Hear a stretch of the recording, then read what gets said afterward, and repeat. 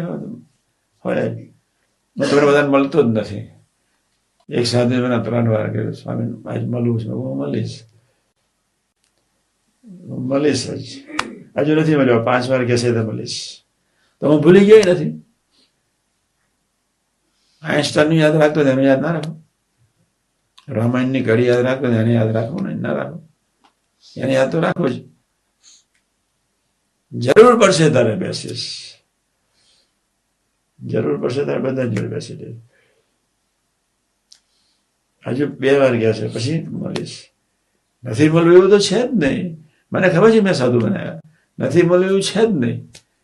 જરૂર પડશે પણ હવે તમે યોગ્ય પાત્રો થઈ રહ્યા છો. પરદેશી તો એક ગુણાદાસ મહારાજ બે જ છે. પરદેશી ગુણાદાસ સાહેબ પોતાની વાતમાં છે આ સાધુ પરદેશી આવ્યા છે એટલે પરદેશી જ આ સાધુ છે એટલે એ થતું નથી. ગુણાદાસ સાહેબ એટલી વાતો કરી શોધ પકડ તમારા માટે છપાવી નાખીએ છીએ. આ સાધુ તો પરદેશી છે. એકદમ મેળાપ થાય એવો નથી. એકદમ હેત થાય એવો નથી. એમ મારે આજે મૂળ આવતા જન્મે આવજે શાંતિ રાખ. પણ આ જે અપેક્ષાઓને લઈને જેટલા સંબંધો નિરંતર પૂર્યા કરે છે, અપેક્ષાઓને લઈને નિરંતર પછી શું છે કે મહિમામાં રહી શકાતો નથી. અને અપેક્ષા આવીને અભાવ જરૂર છે. તરત જ સ્વાધ્યાય ભજન આટલું પાકું રાખજો. 100% પાકું રાખજો. એકને બોલાવીએ એકને ન બોલાવીએ તો બી અપેક્ષા. એકને મળો એકને ન મળો, એકની સાથે આનંદ કરો બીજાની સાથે આનંદ ન કરો તો બી અપેક્ષા. ઘણા પ્રકારની અપેક્ષા. જેટલો ઈગો, અનંત પ્રકારનો ઈગો અને અનંત પ્રકારનો દેહભાવ એટલી અપેક્ષાઓ હોય છે.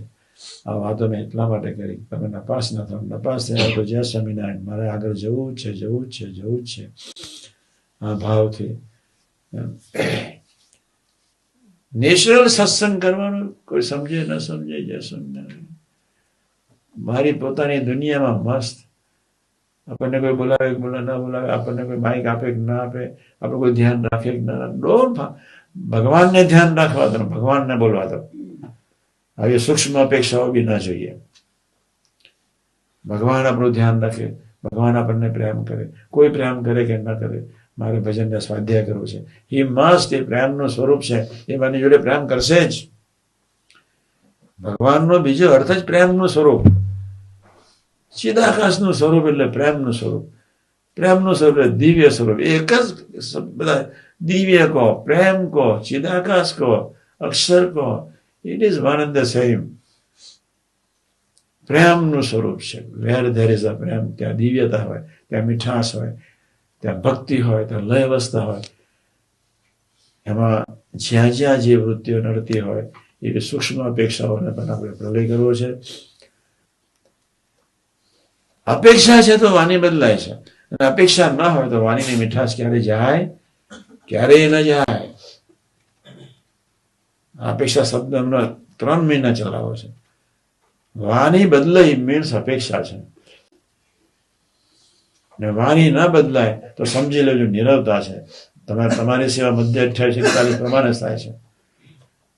સાથી મિત્ર સાથે વાણી બદલાય છે. તમારી રીતે કોઈ ન વર્તે તો વાણી બદલાય છે. તમારું સાત્વિક અહમ તમારી વાણી બદલી જ નાખે. આને વર્તવું જોઈએ વાણી બદલી જ નાખે. એટલે આ વસ્તુ પકડી રાખીશું એટલે બધું તંત્ર ઘણું સારું થવા માટે પ્રયત્ન ઓટોમેટિક કરશે. પણ આપણે પાકું રાખવું છે. આજના શુભ મંગળકારી દિવસે ભગવાન કિશન, ભગવાન રામ, ભગવાન શ્રી શક્તિ, ભગવાન સ્વામિનારાયણ, શાસ્ત્રી મહારાજ, યોગી મહારાજ, કાકાજી, પપ્પાજી, સાહેબ, સ્વામીજી સૌના ઈશ્વરનારાયણને કશ પ્રાર્થના. હે પ્રભુ, આવી વિચિત્ર અપેક્ષાઓ જે અમારા દેહભાવનું, સારપનું અભાવમાં લઈ જાય, સંબંધ તોડી નાખે એવી અપેક્ષાઓ અમને દેખાડજો. જેના ફળ સ્વરૂપે અમે સ્વાધ્યાય ભજન કરી શકીએ. તો આજના શુભ મંગળકારી દિવસે મહારાજને સ્વામી એવો ઉદ્યોગ આપે જેના ફળ સ્વરૂપે તમારો સમય બગડે નહીં. સહજાનંદ સ્વામી મહારાજ વાતની સમજ પડશે નહીં પણ સાંભળ્યા કરજો. 15 દાડે એક વાર સાંભળી લેવું. જેતલપુર 4 અને 5 ક્યારે ભૂલવાના નથી. મહારાજ આપના માટે જ પૃથ્વી પર આવ્યા છે જ. એને મને પ્રેરણા હતી કે આમ તો રહી ગયો, સારું તો મને હાર પહેરાવી દીધો. એમનો સંકલ્પ છે પૃથ્વી પર મારા સ્વરૂપનું વિજ્ઞાન થાવ. એમને આપણને પોતાના માન્યા છે.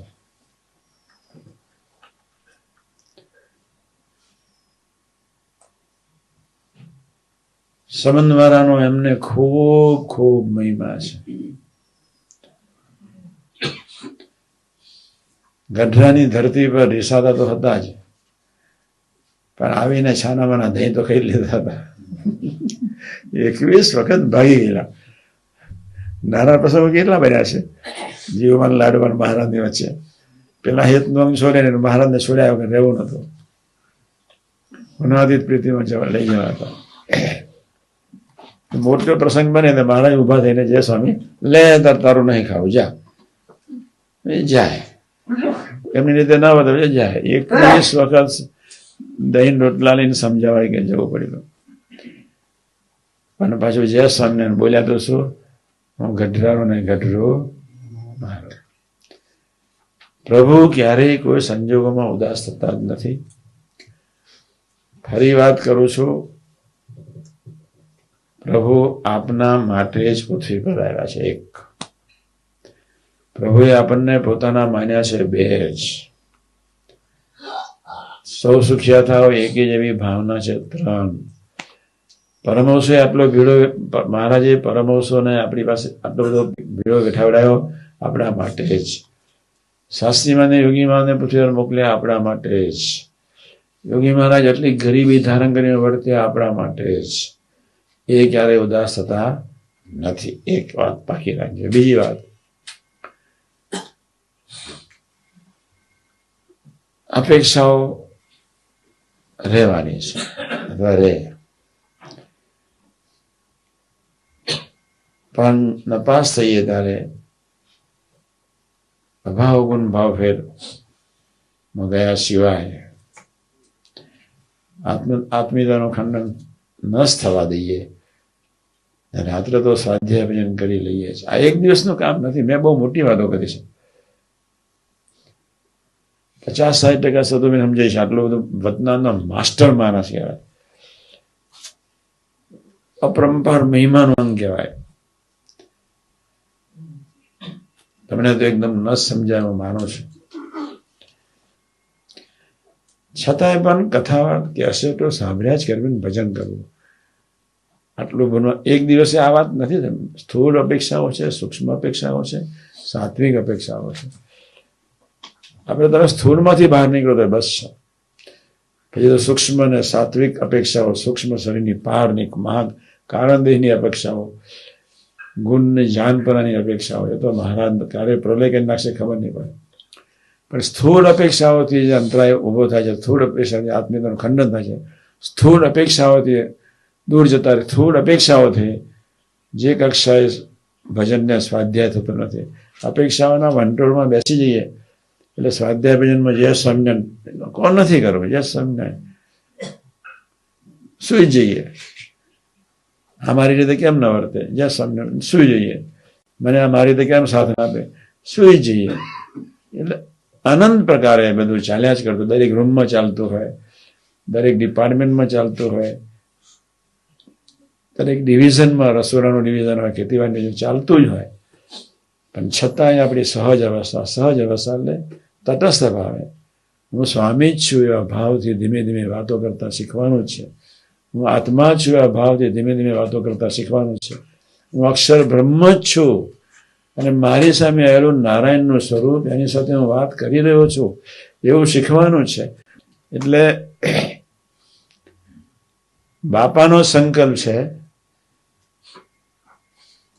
કે 7 દિવસ થતા હોય તો 15 દિવસ કરવા નથી. મહારાજનો સંકલ્પ છે કાળ